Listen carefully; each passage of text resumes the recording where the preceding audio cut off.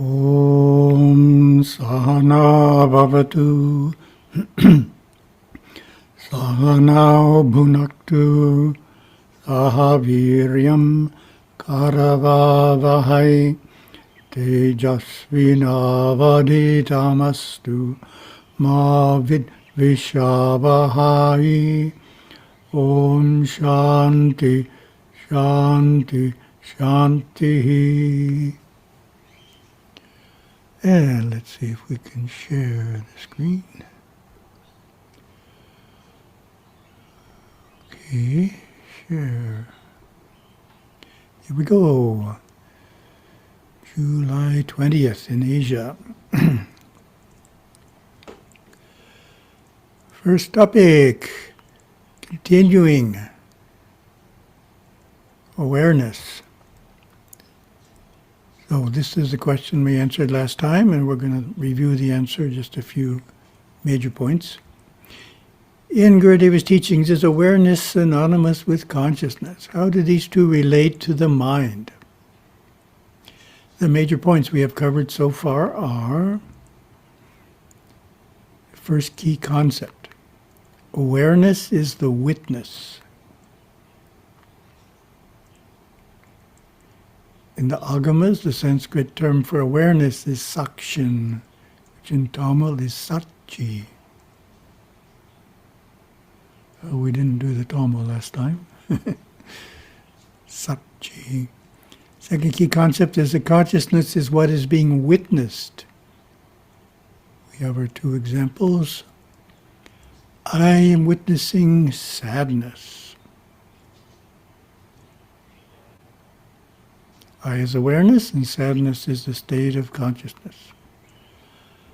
I am witnessing inner light. I is awareness, and inner light is the state of consciousness. Third key concept is that awareness tends to identify with consciousness. I am happy, I am sad. The fourth key concept is that it is through the practice of yoga that we cause a disunion, a separation between awareness and consciousness. Patanjali's Yoga Sutras describes three ways in which they are separated.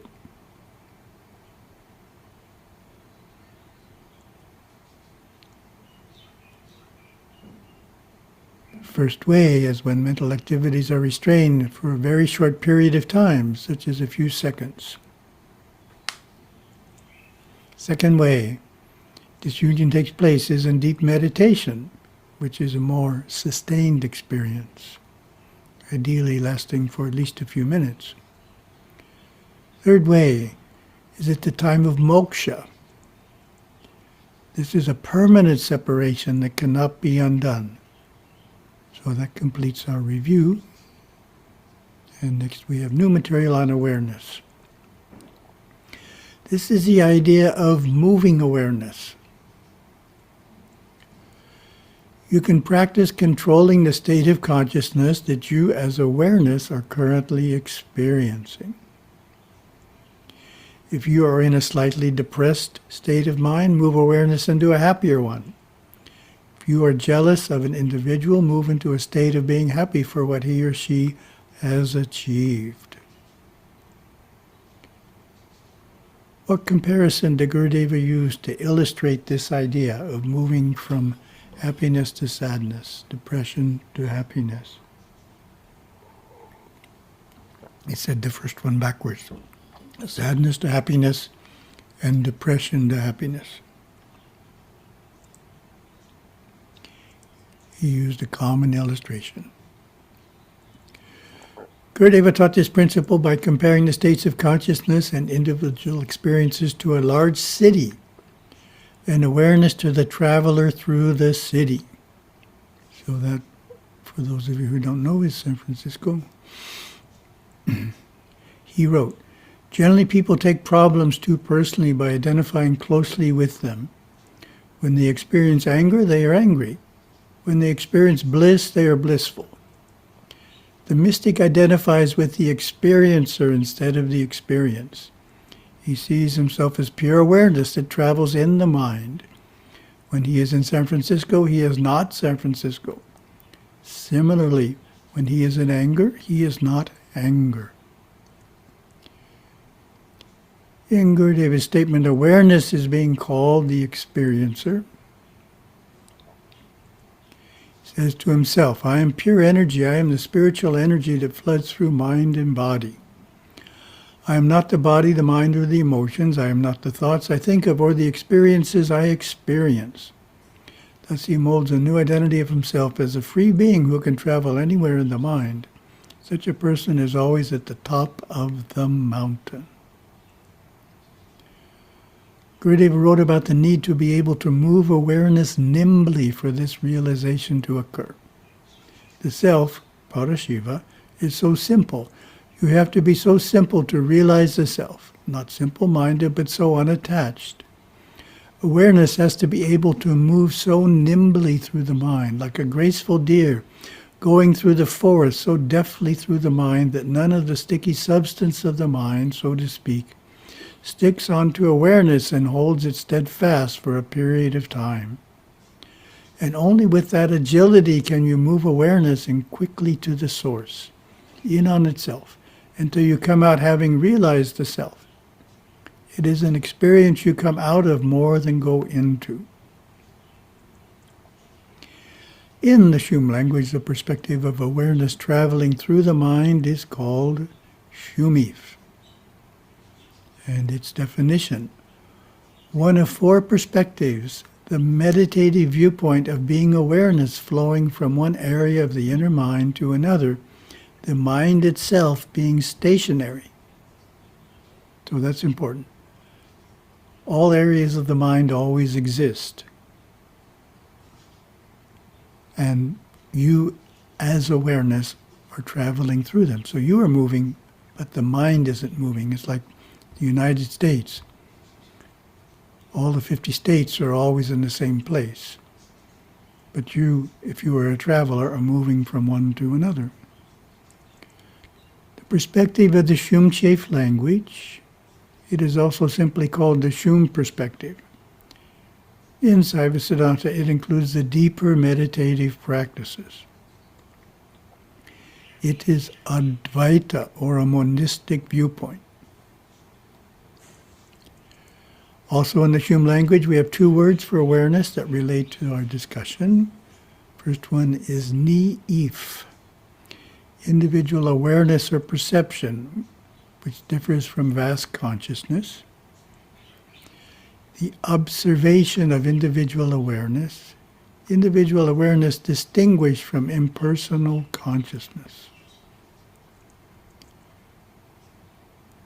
The perception of being aware. So all of that is the meaning of ni-if. Then we get the next one. Ni-imph, with an M in the middle. Awareness flowing through the mind, being singularly aware of one area and then another.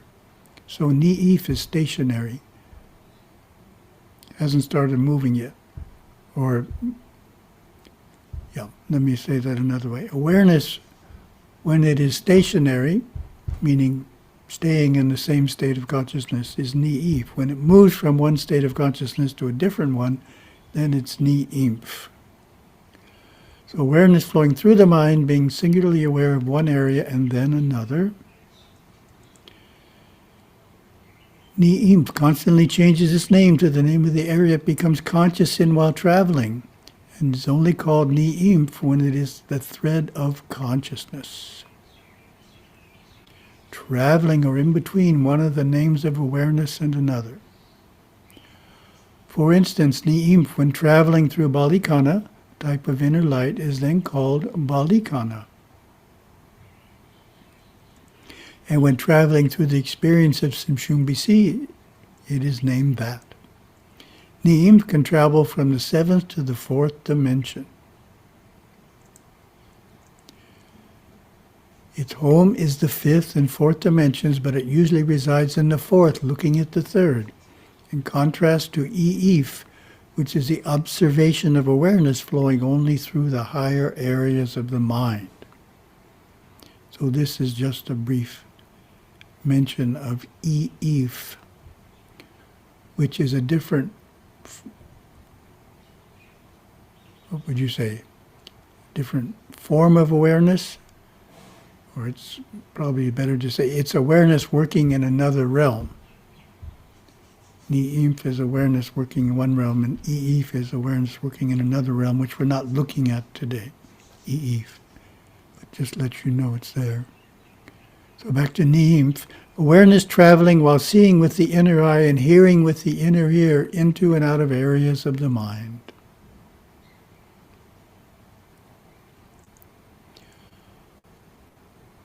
So that is today's portion of awareness. This is another question submitted a few years ago. Most of the Hindu deities are depicted with many arms holding various kinds of weapons. Will it be correct to interpret the weapons as powers of the gods that are available to us from prayers to help our inner battle of conquering the lower chakra instincts of anger, fear, selfishness, jealousy, etc.? So my answer starts in an indirect manner. Story of Skanda Shashti.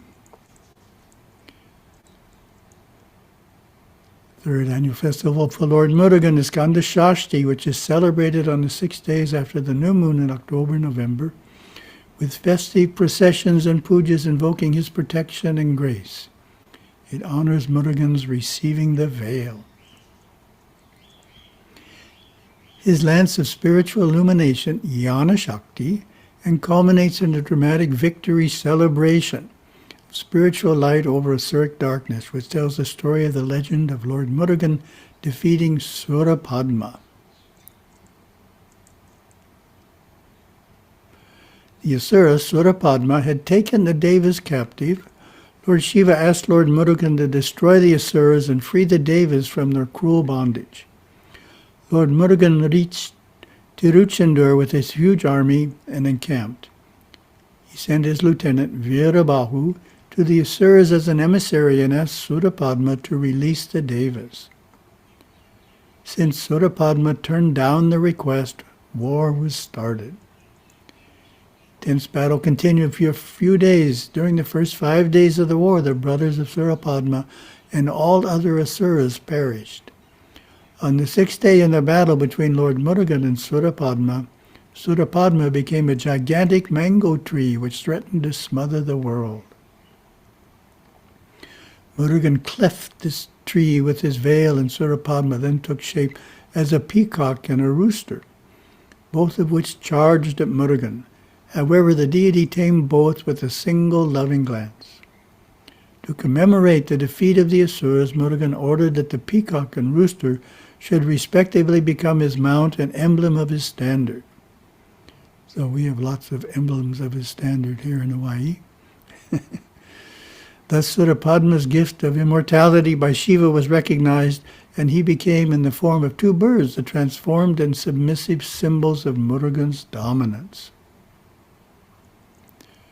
Special aspect of Skanda Shashti is that some Murugan Bhaktars take a fasting vow for this festival as a way to intensify their worship. Typical vrata is to fast during the day, attend the temple festival ceremonies in the evening, and only afterwards have a meal. It is a natural time to beseech Lord Murugan to take away your pride and replace it with submission and humility, as he did for Surapadma. So that's the point there. Take away your pride and replace it with submission and humility, as he did for Surapadma. Some Murugan Bhaktars also observe a vrata on the monthly 6th Titi. So, back to the question. Repeat it, as we may have forgotten it. Most of the Hindu deities are depicted with many arms holding various kinds of weapons. Will it be correct to interpret the weapons as powers of the gods that are available to us from prayers to help our inner battle of conquering the lower chakra instincts of anger, fear, selfishness, jealousy, etc.?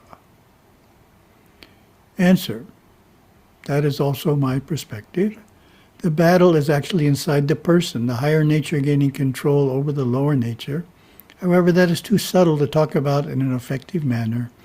It is easier to tell a story and present a play about a battle between Devas and Asuras and Lord Murugan, using a weapon to conquer the Asuras and subdue Surapadma.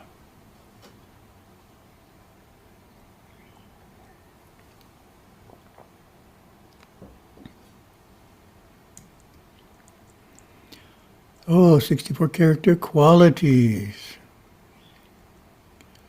From our workbook, we are up to Sincerity, 56. How would you define sincerity?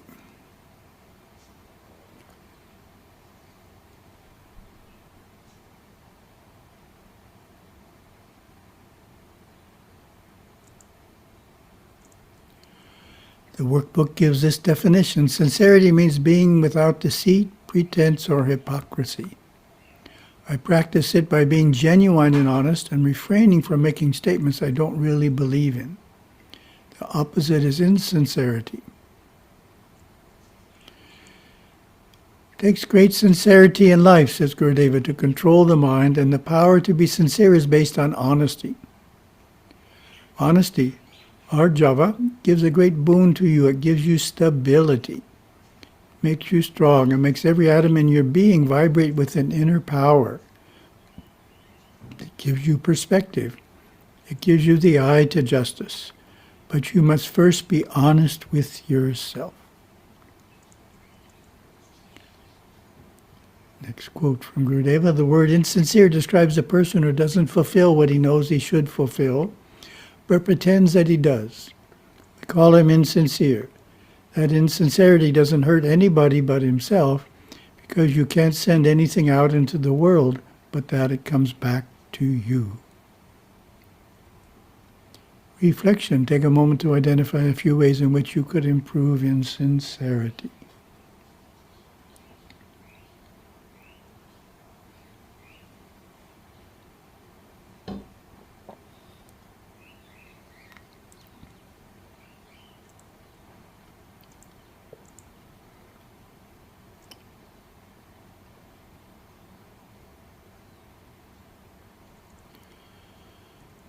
And our third topic, we get some words of our master, Yoga Swami.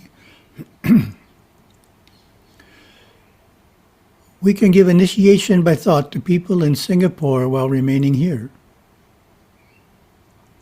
What does that mean to you?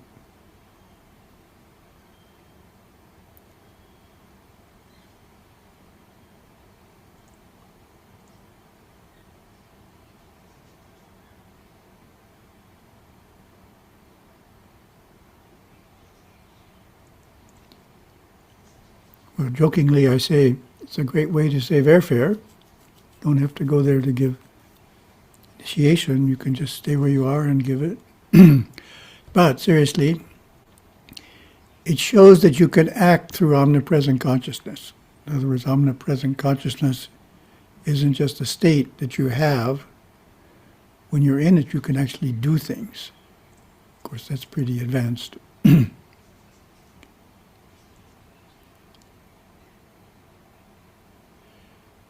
You and I are one. Eternal bliss is already acquired.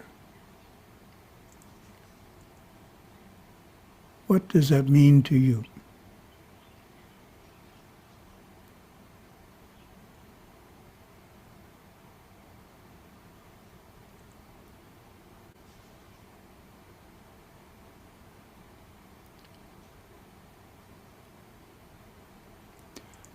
What strikes me is it's pointing out the oneness is already there.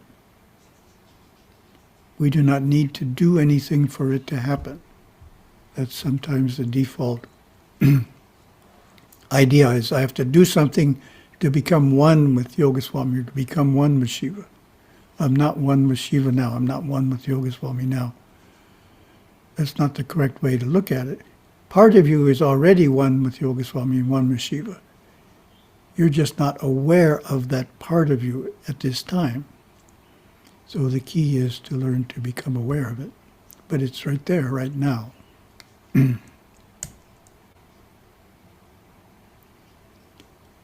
Even formlessness is a form. What does that mean to you?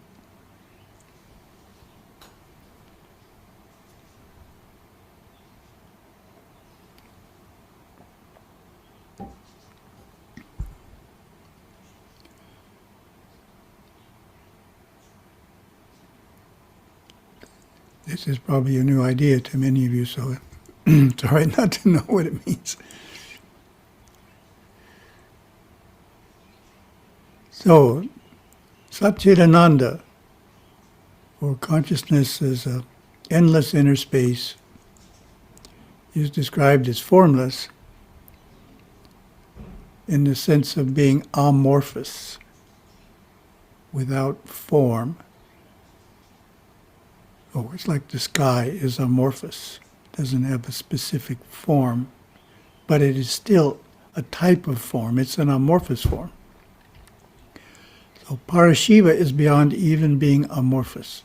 That's the point that Yoga Swami is making. So, thank you very much.